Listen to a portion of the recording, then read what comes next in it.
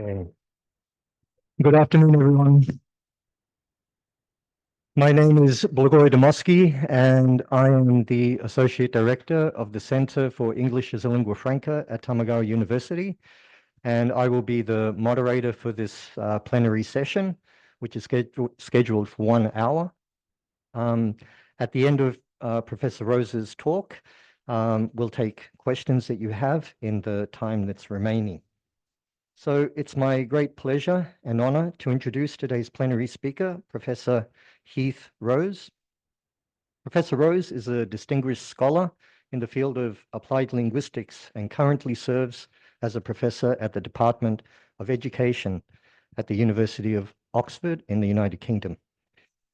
With an extensive career dedicated to advancing our understanding of language education, he has over 100 single and co-authored publications. Doing a simple Google Scholar search, you'll find he's authored 6 books, over 30 book chapters, and more than 60 research articles in prominent international journals.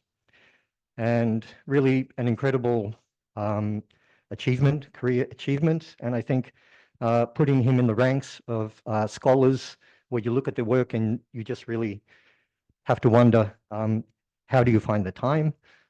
So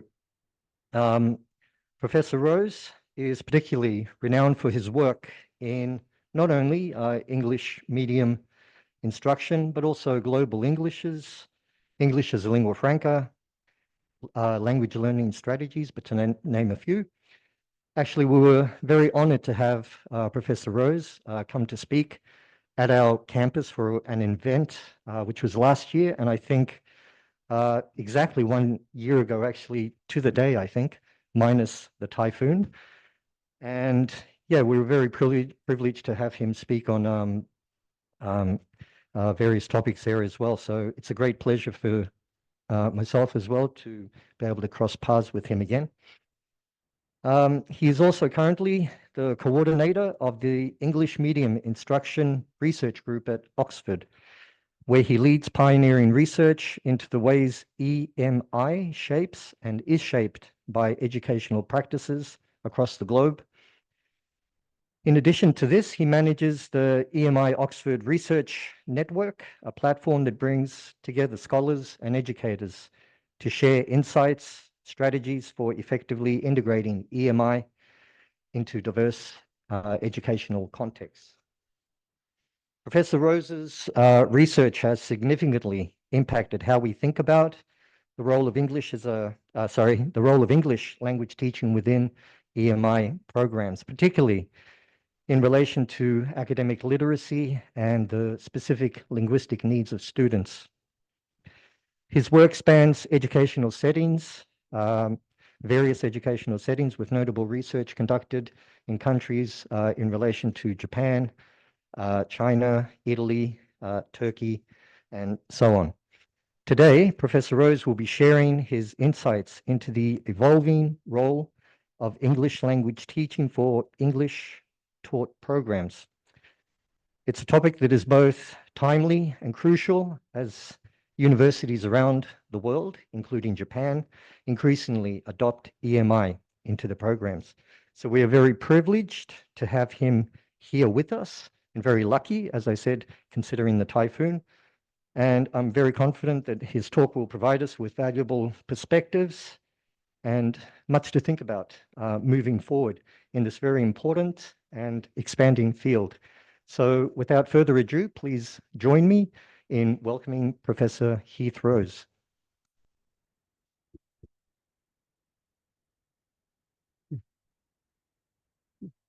Thank you very much for that very kind introduction. How do I find the time? The question is, I don't have time anymore, so I've certainly slowed down. And I'm very glad that the typhoon has allowed this to go ahead in person. I somewhat was feeling I was quite unlucky in that the last time I gave a plenary talk in Japan in 2019, my flight was cancelled due to a typhoon. And so I missed most of the conference and had to just present right at the very end on the day that I arrived. And then at Tamagawa, I don't know if you recall, when I first arrived, actually, there was a lot of heavy rain.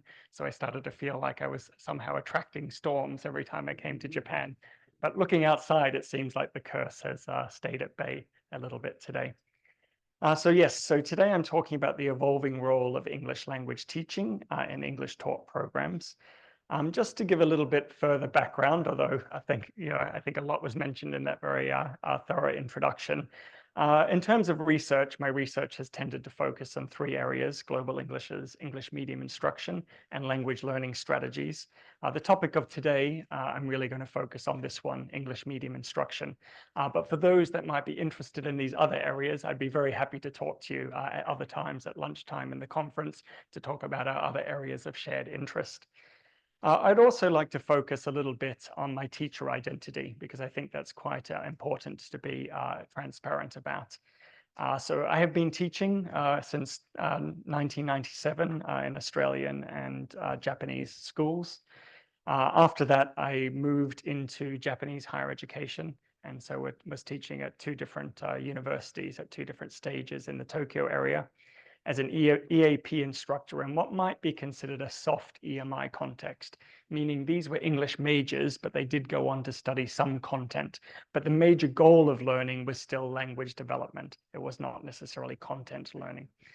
After that, I moved into a business department, which would be considered a partial EMI context, where we had to build EAP and ESP curriculum to support business students that were studying business content through English. And so even at that stage, I was not an EMI researcher. Actually, at that stage, I was heavily interested in language learner strategies. And so it was only after I departed there and have moved into academic jobs in Dublin and now Oxford that I became interested in EMI.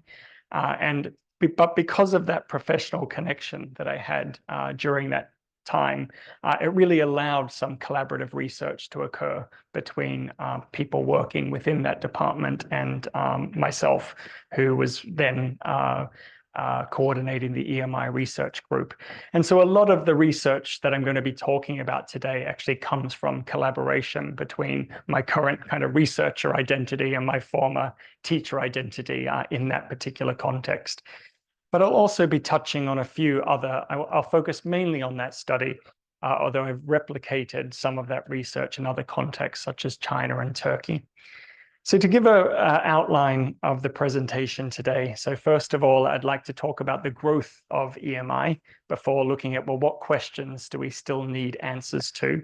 I want to look particularly at research into academic performance, so what leads to students being successful in English taught programs, and particularly what role do language teachers play? And it is a very important, vital role in ensuring students are well supported to be successful in these programs. And then I want to talk a little bit about the implications this has for language planning. So just as a general overview about the global growth of English taught programs, EMI is really booming in a changing educational world. And there's increased importance placed on English language education, as well as education through English. And so globalization is driving this. So education through English, we could refer to as EMI or English taught programs. English language education is also evolving.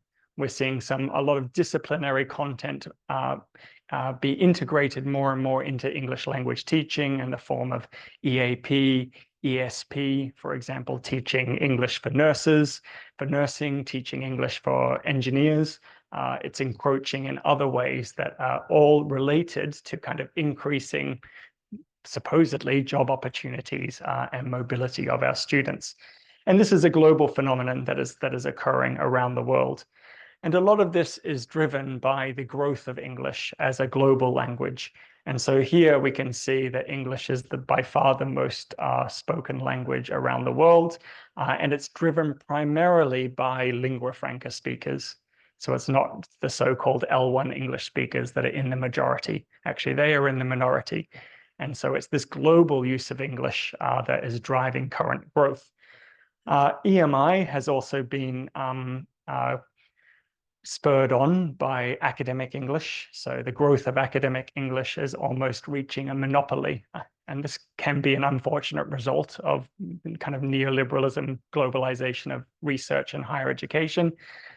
But nowadays, if you want to access, a lot of information across different disciplines, you want to access cutting edge published research, often it is only being published in English, whereas once upon a time, it may have been published in other languages.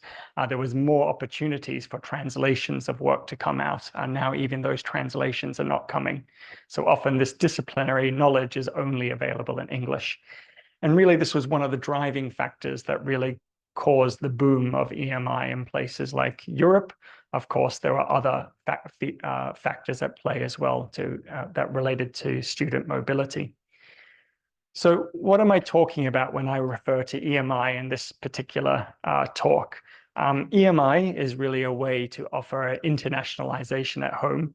And by internationalization, a lot of universities operationalize this as Englishization. So if we switch the curriculum to English, then we're almost counting it as a proxy for international education. So Makarov defines EMI as the use of English language to teach academic subjects other than English itself in countries or jurisdictions where the first language of the majority of the population is not English. And so to give the example of where I used to work, there were predominantly Japanese students enrolled in a business degree studying business through English.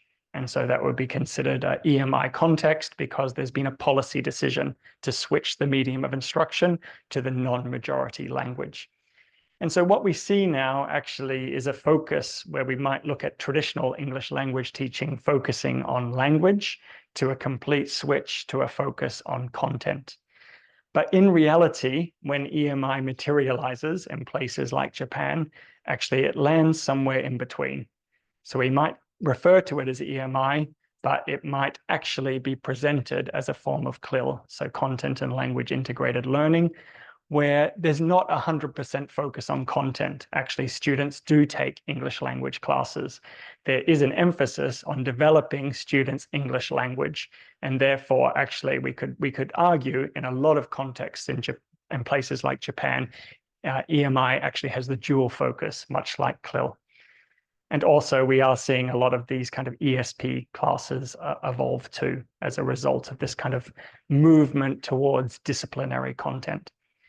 I'm not going to go into too much about the driving forces of EMI in Japan because this has been covered elsewhere.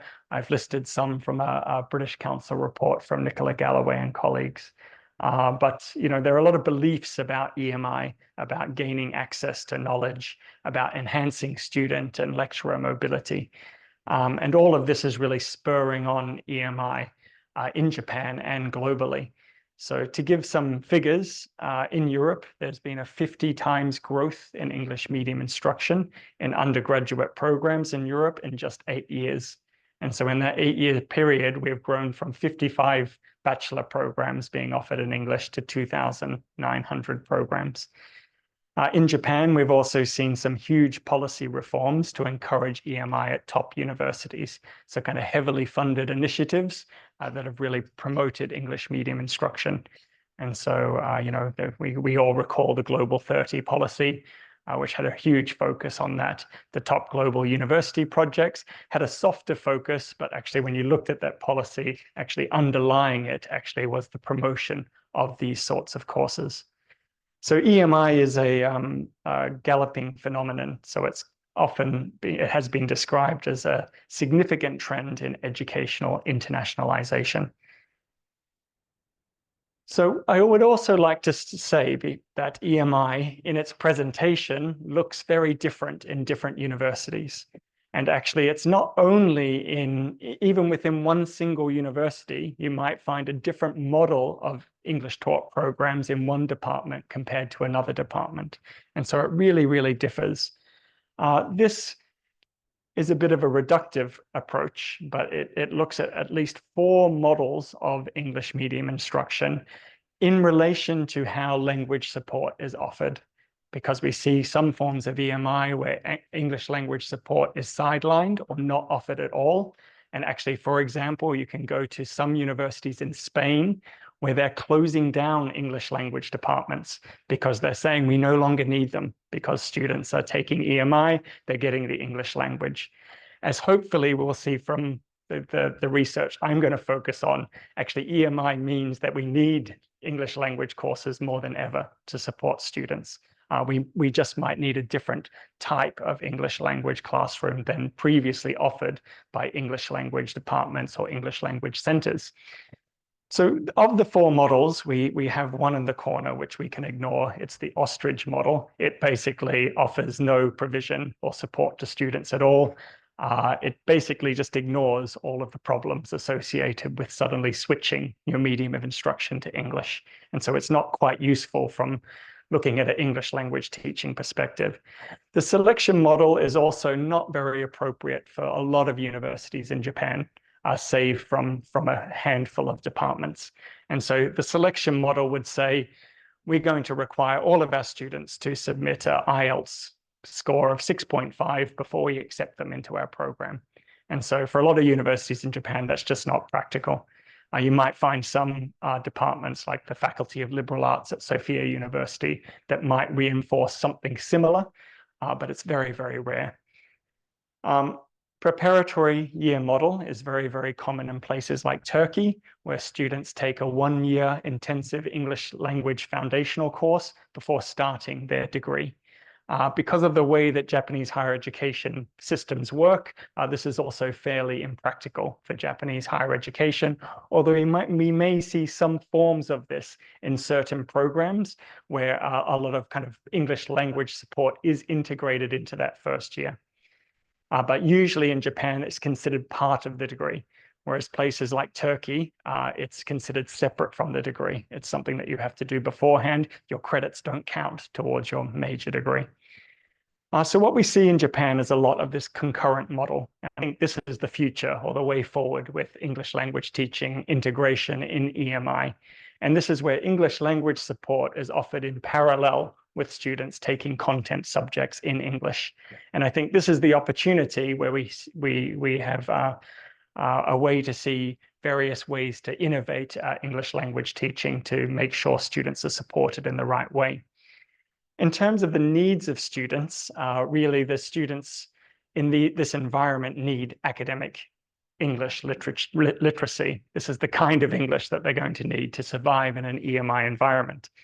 And so one of the significant issues is the difficulties associated with English literacy, which impacts students' content learning outcomes compared to their first language instructive programs. And so what is academic literacy? It's a multifaceted construct, which includes reading, writing, and oral discourse for learning, and it can be quite discipline specific, and it requires knowledge of academic genres. So we have an understanding that the kind of writing you might need to do in an engineering degree is very different from a history degree, and that kind of support, that kind of difference is really important in terms of the literacies that the students need. And so really academic literacy in EMI involves skills required to comprehend, evaluate, interact, and produce texts in academic settings. And so a lot of seminal work was conducted in academic literacy in EMI settings by Evans, so Stephen Evans in Hong Kong. And so you can go back and have a look at his work. I think Hong Kong is almost that quintessential EMI context where there was a very early policy shift to switch the medium of instruction in higher education to English. And so they've been encountering and finding ways to enhance the students' experience ever since. So a lot of research has been done historically on this area. And so one of the pieces of work Stephen Evans did was to create an English literacy related measure to look at what were students' academic literacy levels in speaking, reading, writing, and listening, and how they evolved over years of study, how they differed between disciplines and so forth.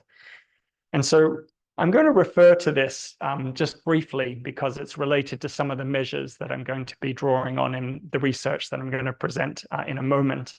But this measure of academic literacy included 45 items that loaded onto respective factors of reading, writing, listening, and speaking. It's been shown to be quite reliable in terms of how it measures literacy for each of those 4 areas. You can see some examples of the kinds of literacy tasks that are measured here. I've just included speaking and listening for now. And we have done work in places, well, this is particularly work in Turkey that has confirmed actually these factors seem to be quite valid in terms of what they're doing. Basically, the take-home message from this is it seems to be quite a reliable and valid measure of what it says that it's measuring. So what do we need then? What research questions do we need to have answered in terms of students' progress in English medium instruction? Probably one of the first questions is how much linguistic knowledge is enough? So how proficient do students need to be to really perform well in English taught programs? There has been some research that suggests that actually a B2 C1 level might not even be high enough. So even if we're looking at a kind of IELTS 6.5, our students will still encounter difficulties and maybe at a disadvantage in studying a second language, and that this needs addressing in policy planning. So if we know there's a disadvantage, actually, it's a university's responsibility to do something about that. We also have some questions about the level of proficiency that EMI students in higher education currently have, and what are the consequences of students being admitted at lower levels of proficiency than we know are typically required to study academic content in English. And then if they're studying at lower levels, what kind of accommodation needs to be made? So as do teachers need to be making accommodations in the delivery of their content or in the type of support that they're offering to make sure that students are being set up to be successful. And we know that students struggle. And there's been lots and lots of research on this. This is just a tiny, tiny bit of the research out there. We're recently conducting an update on the systematic review that Macaro did. And we found in the last 8 years, actually, there's been about 300 studies that have looked at language issues alone. And so there's a lot of research now that really focuses on these. And so I've listed some of the main ones that we've seen reoccurring in the literature, that there could be a detrimental effect on students' understanding of lectures. They may take a longer time to complete the course. They may have to work harder. Many students lack requisite vocabulary. Students might have fewer issues understanding content, listening and reading it, but experiencing more challenges when it comes to writing and speaking it. And some observational work has shown that actually EMI classes are less interactive than if they were conducted in their first language. So we also need to understand what are students' levels of academic literacy in EMI, because this could be different to general proficiency, right? These are very academic specific skills. And the fact is that when it comes to academic literacy, there have been known to be issues with vocabulary. So students might not have the requisite vocabulary. I just attended a talk that looked at a first-year medical course that looked at, a kind of heavy emphasis on the academic word list.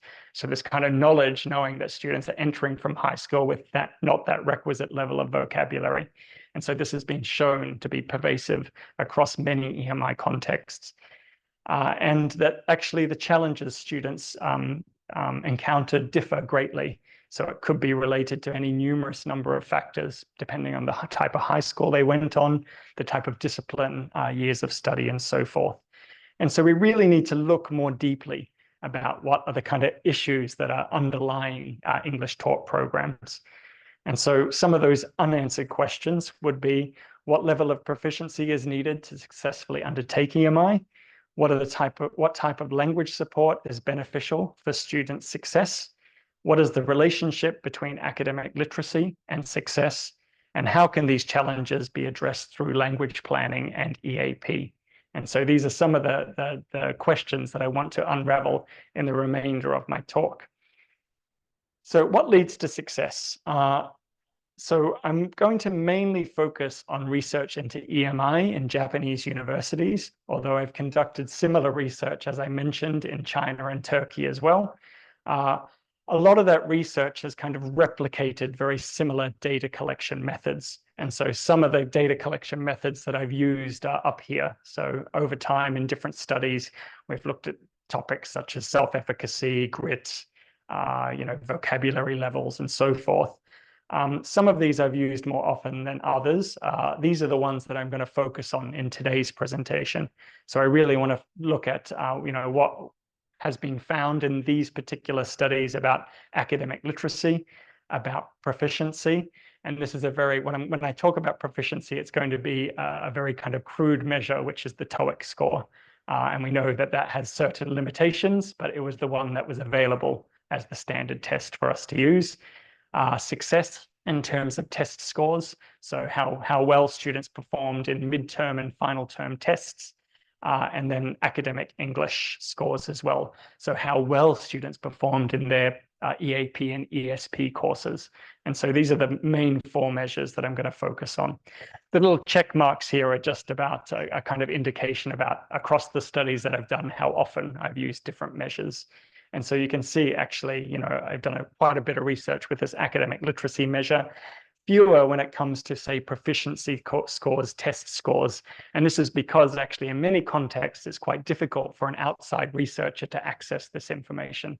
So universities aren't quite willing to, allow researchers to have a look at student test scores. So it was only through collaborative research with partners at universities that we were able to do this kind of research. So what I first want to look at is what predicts success in EMI. And for this, I'm just going to present some of the findings from some particular studies. These findings that I'm going to present in particular are the findings from a multiple regression analysis. So multiple regression, basically, I know that people have different levels of statistical literacy. I apologize if, this is not new knowledge to you. But multiple regression really looks at kind of variance in a variable that we're interested in. And so in this case, academic performance. So these are the test scores, so how well the students perform. And we can see that some students score low on these tests and some students score very high. So multiple regression will look at how other variables might explain the difference between whether students perform well or better on these particular test scores, and kind of what percentage of that variance that they're able to explain. So it's not a measure of causality. So we can't say one variable causes another, but actually it looks at the relationship between these variables of interest. So in this particular study, we looked at a lot of different variables, actually. One of them was 8 different constructs of motivation, and which we found to only partially explain variation in academic performance. But we also looked at, that's proficiency, which overlapped quite a lot with academic performance. We also looked at motivation, so 8 different constructs of motivation, which only partially explained academic performance, which we found quite interesting, right? Because usually motivation is a very strong predictor of success in language learning, but in this case, actually, it was a very, very weak predictor of success in EMI. And so there seems to be a kind of different force kind of driving students to success in EMI. So overall, we could explain about 26% of the variance. And so basically this means that, proficiency does matter, okay? Actually, it does explain, some difference about whether students do well in EMI, but there's another 74% of the variance that isn't explained. And so this means other things are also mattering that aren't captured in these variables that we're looking at. But what we can say is that does proficiency affect success in EMI? We can say yes. So there was a positive relationship between general proficiency, and remember this is according to the TOEIC, and success in EMI. But proficiency alone was a good predictor, but it couldn't really explain all of the variation in test performance. And so in subsequent analyses, we looked at some other variables. So academic performance, okay, we also looked at proficiency, which seemed to be quite a good predictor. And then we also, in this particular analysis, included the students' performance in their English for specific purposes courses. At this particular university, they were called ESP courses, but I think they're probably better defined as ESAP courses. So they're English for specific academic purposes, for the specific purposes of studying business through English. And in this model, we could explain about 37% of the variance. And so what this shows actually is proficiency is important, but actually performance in these preparatory programs was a much stronger predictor of success. So yes, so does performance in preparatory classes matter? Yes, so there was a correlation between success in EMI and ESP grades. So that means that a positive increase in ESP grades reflected a positive increase in content scores. Now, there are lots of limitations to this. For me, as a former ESP, EAP teacher, I saw this as good news because actually it means what we're doing in this particular environment seems to be working, like it seems to be leading to greater success. Of course, we could argue that there are some limitations with this kind of research, that maybe these students are just good academic performers, that they're going to, if they do good in one course, they're going to do good in another course. But surprisingly, that wasn't true actually of proficiency tests. So it was more true of these ESP courses. What we also found through qualitative data was that these ESP courses were also really important in raising the self-efficacy of students. So that is, students received greater confidence in their ability to undertake future tasks because they'd practiced similar tasks in that ESP course. So you can see some quotes here where one student says, "The English support classes enabled me to improve confidence in asking questions in class," which we know from previous literature is a challenge.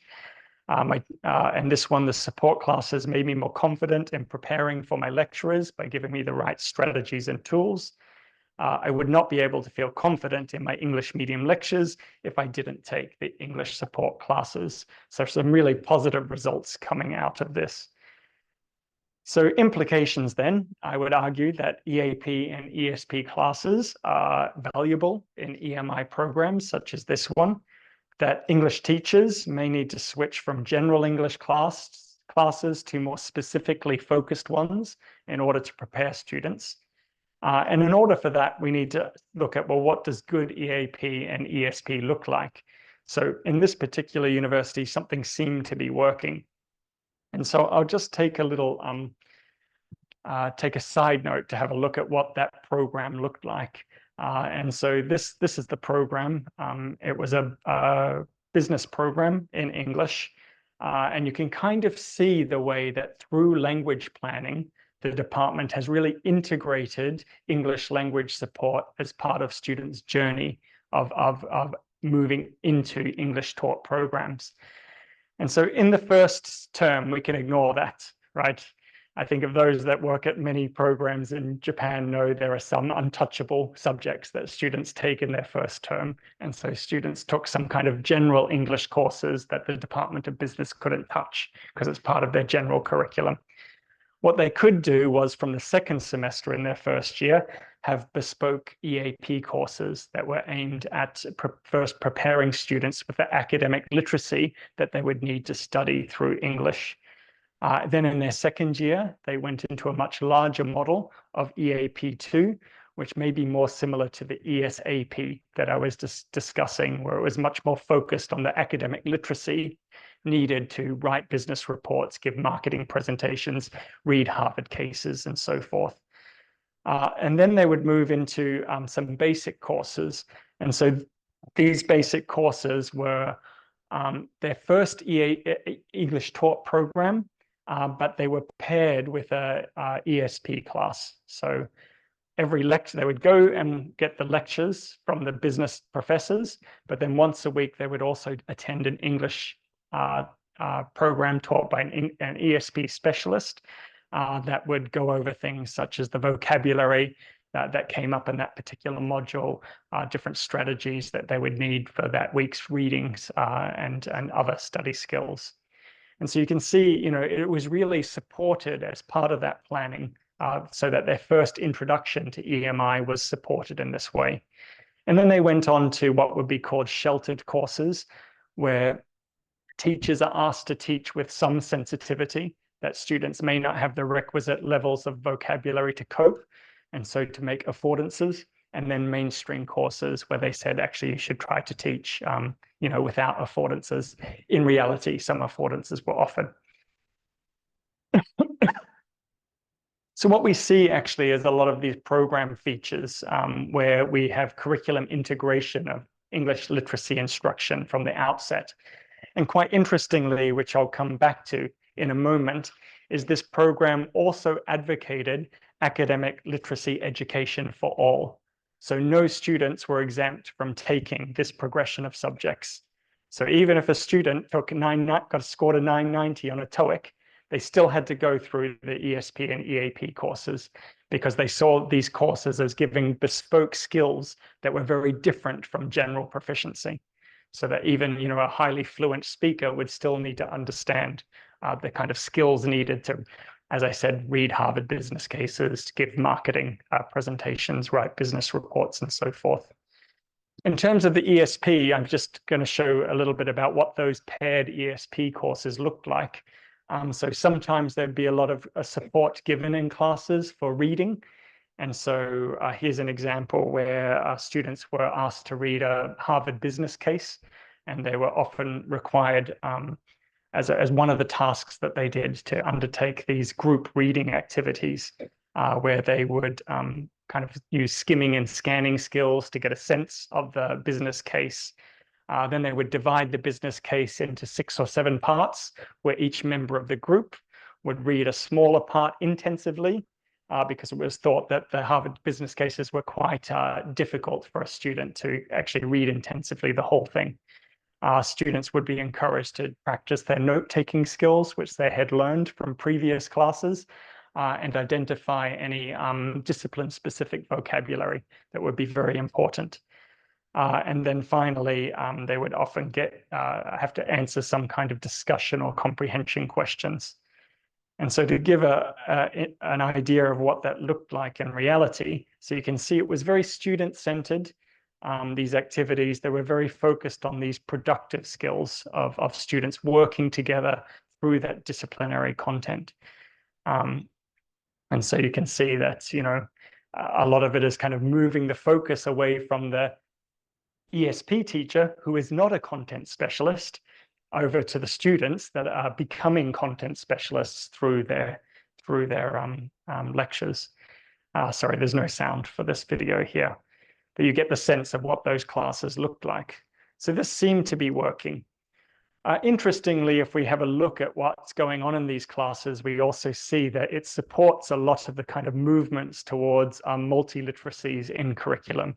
And so this is the kind of notion that actually students need to be literate in not just academic English, but also disciplinary literacies. So, they're becoming literate in writing business reports, market cases, executive summaries, critical literacies in terms of problem solving. So there was innovation in assessment, where students had to come up with kind of marketing schemes for particular globalization projects of various companies.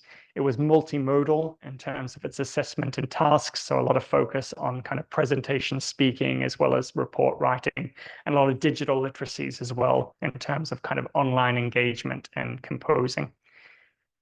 So what we see here is a kind of emphasis on academic literacy. And further work that I've done, here's another example in Turkey, where we see an even starker relationship of this kind of academic literacy combined with proficiency, being able to explain 56% of the variance in academic performance in this particular one.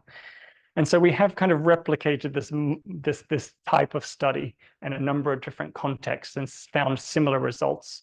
But still, what really comes through is this kind of importance of like these kind of ESP preparatory programs or academic literacy being really strong predictors of success, much more so than their score on a general proficiency test. And so for me, that really points to the importance not of just kind of a IELTS preparation class being less effective in terms of preparing students for EMI than something more bespoke that really focuses on the kind of academic English literacies that are required. So in terms of what we looked at across those studies, we see that kind of main predictors are things like EAP, ESP proficiency, and academic literacy. We also found that other things do matter, okay? It's not that they don't matter, but they matter less. And these were things such as self-regulation, grit, self-efficacy, and instrumental motivation. So what I find very comforting from this particular culmination of findings is that the ones that matter most are teachable. And I think that's great news. I think if it has something to do with the students' grit, their, resilience, that's going to be much harder for us to support as language teachers. But things such as EAP, ESP, general proficiency, academic literacy, these are things that we can integrate with good planning of language support in English taught programs. And so what I want to now turn to is who needs this language support the most? Okay, what have we found? We do see this kind of common threshold being used of 6.5, right? IELTS 6.5. It's used in a lot in Anglophone universities, but it's also used in some Japanese universities. And so this was conducted at a different university, so not the business department, at a different one with my collaborator Ikuya. Where they had instituted a policy where an IELTS 6.5 was considered as necessary for students to move on to full English taught programs. In reality, this policy was not enforced, but it was definitely written as a regulation, in their curriculum. So, this 6.5, whether it's 6.5 or 6, this idea that there's a threshold and that we need to give students a proficiency score, and after they reach this threshold, they're going to succeed, okay? We don't need to help them as much, is a bit of a fallacy. Because in this particular research, it was found that, yes, if we did an analysis of how students performed above and below this threshold, we could say there was a statistically significant difference between the group below and above in terms of their academic literacy. So the one below experienced more challenges. That doesn't mean to say just because there's a difference that the upper group is not also experiencing challenges and might also need support. So both groups experience considerable challenges with academic literacy. So how much does proficiency matter? This was something that we looked at in a follow-up study where we looked at the relationship between academic literacy and proficiency, which we mapped onto the CFR levels. And we can see that there is a relationship, right? So the more proficient a student becomes, okay, the easier learning becomes, the more academic literacy that they build. But we don't see any point where there's a threshold, right? Where suddenly we see the graph go like this, that after they reach a certain point, things become really, really easy. It's a very gradual process. And so results revealed a significant difference, of course, between each of the CFR levels, but there's no clear threshold of where challenges level off. And if we look at that kind of magic B2 level, actually, we can still see that a lot of students are still encountering problems if we consider the mean score is 4. So that means that there are just as many students that say they find something difficult as easy. Students are, finding learning quite a challenge. So not really, we can say. So the implication is that EAP is needed for all students entering English medium environment, especially those that have not previously received training in academic language literacy. And so I would argue these kinds of EAP, ESP courses are important for all students. And this was backed up in the first study by lecturers' views that actually said proficiency wasn't, according to their experiences, the most important thing needed to succeed. So one person here says, I don't think it's necessary to have a threshold, as the difficulty of each course is determined not by the fact that courses are run in English, but other factors. I remember one of my students who was not good at English still did very well in my class. And so sometimes this notion of a proficiency can actually be very exclusionary to students that want to enter those courses and are willing to put in that hard work to do very well. And so we shouldn't be excluding them, we would argue, based on a proficiency score alone. So what are the implications of all this? And I am coming to the end. One recommendation was that language support is essential for success, but it tends to be lacking in language planning. So proficiency is important, but it's not everything. So we shouldn't base everything on general English or proficiency scores. So regardless of students' English proficiency, there are clear benefits for language support. That language support classes are essential, particularly in emerging EMI contexts where students are unaccustomed to learning through English. So they need that kind of progressive support. And there are a lot of other factors, and I haven't talked a lot about this particular research, but we've also found a lot of other factors that are connected to the amount of support needed. And it could be related to students of EMI experience previously in school. Vocabulary knowledge in some of our studies has also been shown to be quite important. So those people that have a low level of baseline vocabulary might need extra support than those that kind of perform well. We also see the importance of preparatory language support classes. Oh, sorry, just to go back here, just to focus on the lacking in language planning, is that in a lot of the work that I've done, particularly less so in Japan, but in China, we did a big survey across universities which included both survey and field work at 8 universities. And we found that EMI is being implemented with not very much attention to the language planning perspectives. And so there's a sense of many universities to say, oh, our students take English classes in their first year in the English Language Center, so they don't need any extra support. And so these departments are introducing English taught programs, but not really offering it English language support in that bespoke way that we saw in the business school in the graph that I presented. So we do see this importance of preparatory language support classes, that there seems to be a relationship between EAP provision and higher performance in content scores, higher confidence, fewer academic learning challenges. And once again, that support probably needs to be for all students, ongoing for students who need more of it. So different students might need different amounts. And this might also be necessary to connect to the disciplines that students are studying. And so this is what I refer to as this English for specific academic purposes. We need this very kind of embedded discipline specific courses, which in terms of language planning, I think work best when English language teachers are located within the departments that are offering the EMI, rather than kind of separate in language centers. And so if you're an engineering school that's offering English taught programs, that you would have access to your own English language teaching experts that would work closely within that department, know the kind of disciplinary needs of the students. The good news is actually in Japan, a lot of models of higher education do have this embedded English language support, but I know not all universities do it. So also then how can general English teachers prepare their students? I think we need to focus on improving students' academic literacy through EAP, of course. We need to place emphasis on productive skills, because often these are shown to be lacking in EMI and so need further support.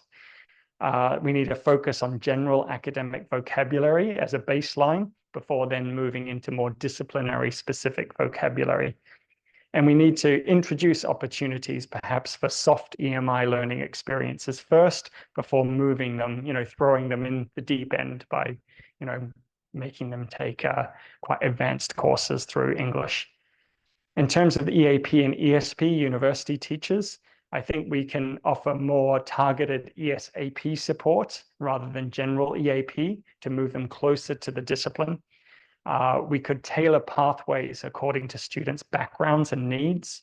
And so perhaps different pathways of different language support based on, whether students have had experience with EMI before, whether they have requisite academic vocabulary before entering. They might need slightly different pathways with different areas of focus.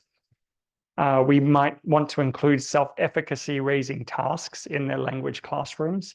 And by self-efficacy raising tasks, I mean tasks that will be very similar to what they're going to do in their EMI courses, so that when they go to their EMI courses and their business lecturer, requires them to take notes while listening to their lecture, to give a marketing presentation, to write an executive summary for a business report, that they've done that in their English language support classes, so that when they're given those tasks, they suddenly feel confident and able to do it because they've been scaffolded to do it. Pre-teaching discipline-specific vocabulary to students has also been shown through not this research, but other research to be really, really important. And so basically then we need better integration of in-sessional ESAP. And I think this is where really it happens in that concurrent model. And I think there's lots of opportunities to kind of build different models of planning within that model, within the concurrent support model. And so really the type of support in university varies greatly.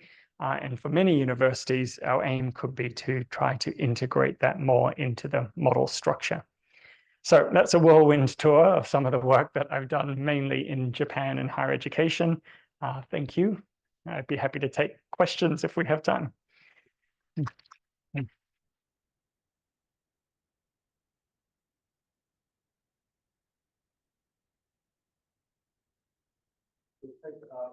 have about 10 minutes for your questions, so please raise your hand and we could pass the microphone. I'm not sure if it's have a microphone. We do. Here again, thank you to Professor Heath Rose for his very, very informative talk. We're really grateful. Thank you. Okay.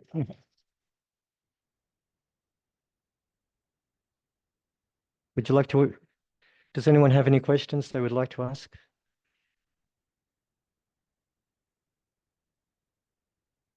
Thank you very much for your wonderful presentation. And actually, I have somewhat that I'm going to mention at tomorrow's my plenary. But my question is, now in Korean context, a lot of major universities adopted this EMI, but mainly because it was driven by the government under the name of internationalization. And then, so without really well prepared in terms of the students and both teachers, the EMI was implemented. Some was successful, not quite. And what's happening now is the English departments are being closed down, mainly because of the lack of the students. And so many English departments either closed or merged with some other content majors. And in that case, English becomes minor and the content part is the major. So what ELT professors are doing is just to give some language part, but without really knowing the content part. They become the minority. So from the teacher education perspective, what can you suggest?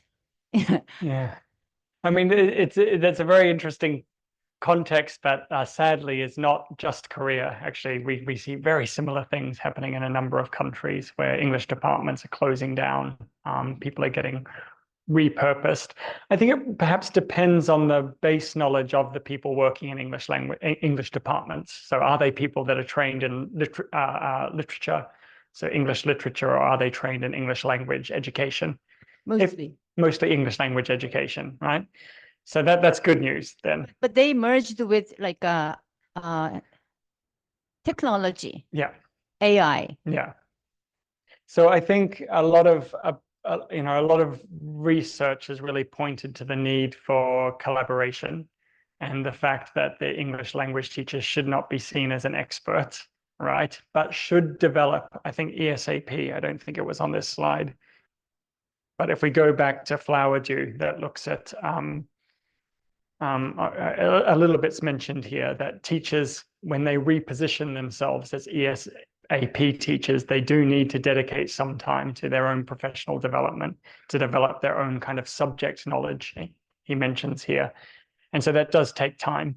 And so even when I was working at that business department in Japan and we're integrated in the business department, we needed to learn about, international business marketing. We needed to learn what a business case looked like.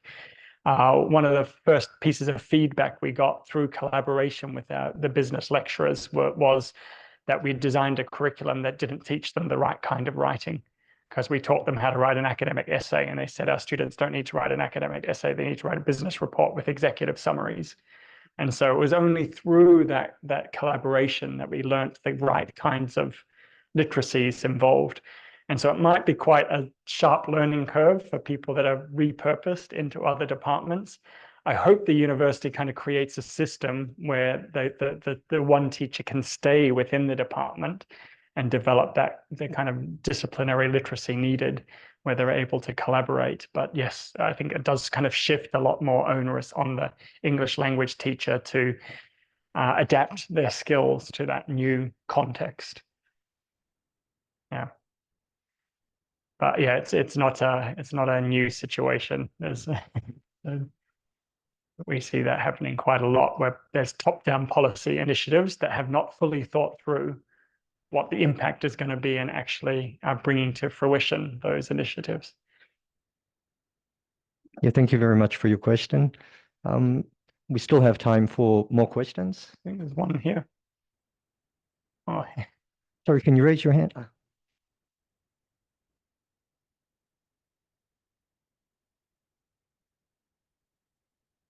Thank you so much for the wonderful and insightful, comprehensible lecture, Professor Rose.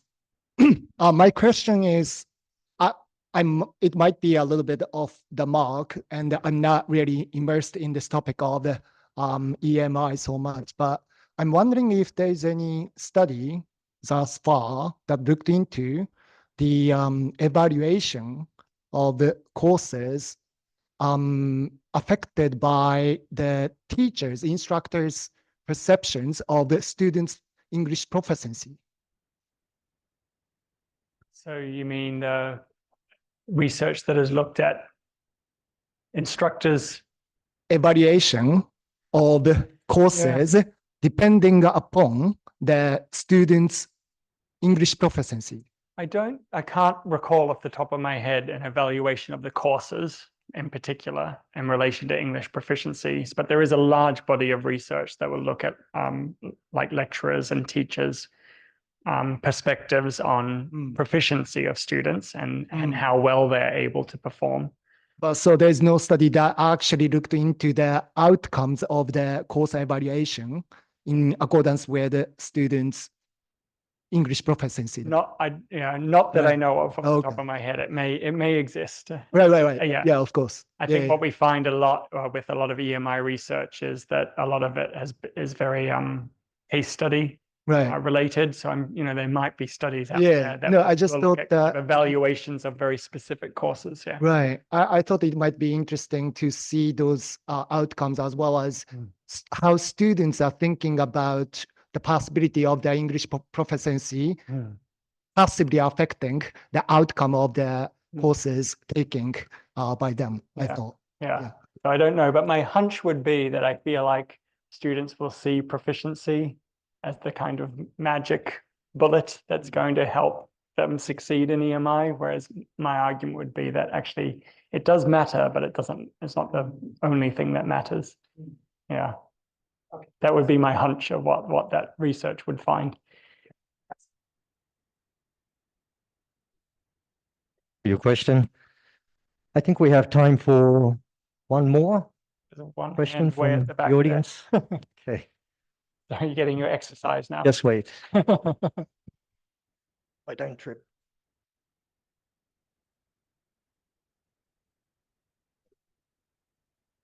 Thank you very much, Professor Rose. I'm Nao Shibata from Nagoya University Foreign Studies. As you briefly introduced, like more universities in Japan are expected or started to implement EMI courses. And the background actually I think the background actually shows that the needs of English education system from primary to tertiary education system, or especially secondary to tertiary education system, will become higher. And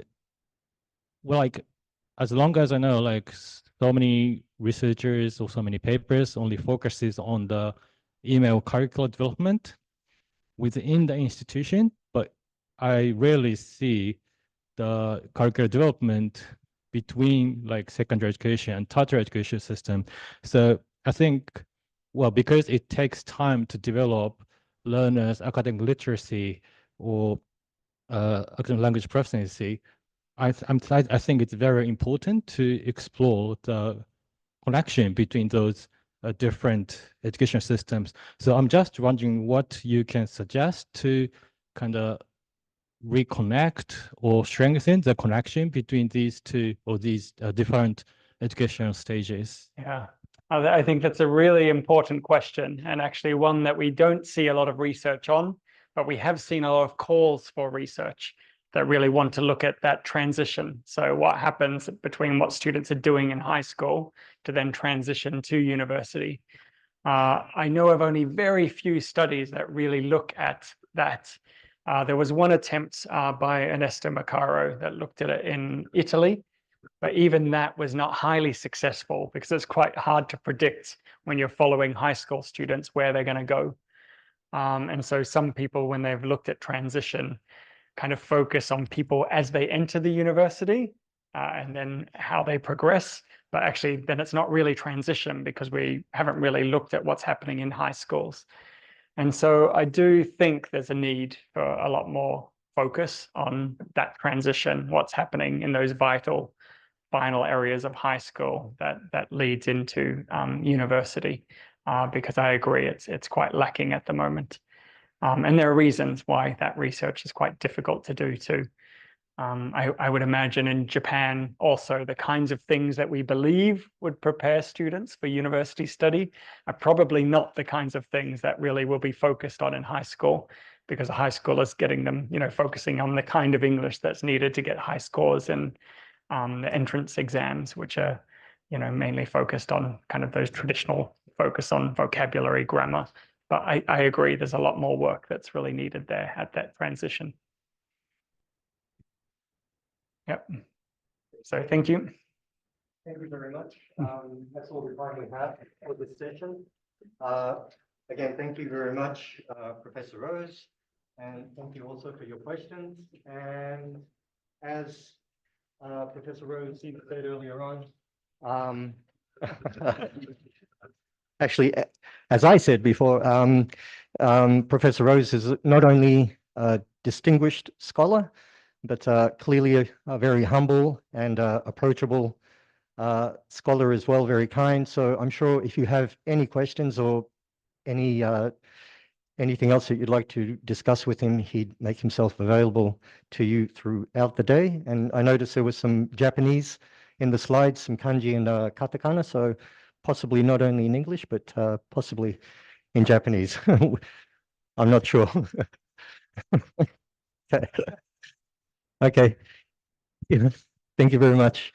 Again, please put your hand together for Professor Rose. Thank you.